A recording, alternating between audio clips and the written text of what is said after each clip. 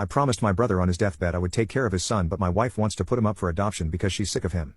She said she understood, but she just couldn't take it anymore. She can't handle him and has gotten sick of him. I said I would try to help out more. I could try paying someone too so that she could get some rest. She said no because that meant spending more money on him, which is also something she didn't want to do. I got angry at this point and reminded her we agreed. Besides, what would we do with Aiden? She said, just give him up for adoption. I said no and she got furious. She said that I didn't know what it was like to take care of him full time. I said that I would do 50% of the housework, get a helper, or a babysitter, but nothing I said would change her mind.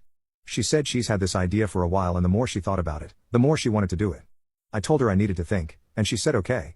Honestly, there was nothing to think about. I was not giving him up for adoption. A week passed, and I thought she was going to press me about it, but there was nothing on her part.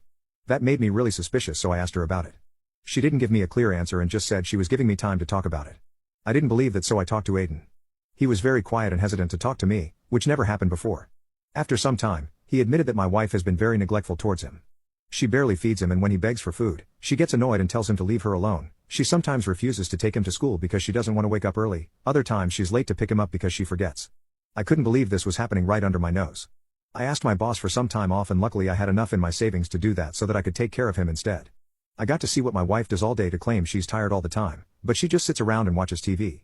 Maybe for some time she was putting some effort in, but now she was acting like a degenerate. She would just make messes left and right. I honestly don't know why she was doing all of this, but when I asked, she said it was because now I was going to know what she went through.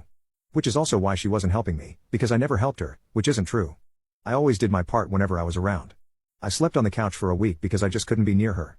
The next day, she brought up adoption again. She told me she didn't care what my decision was, she was already in the progress of making this adoption happen.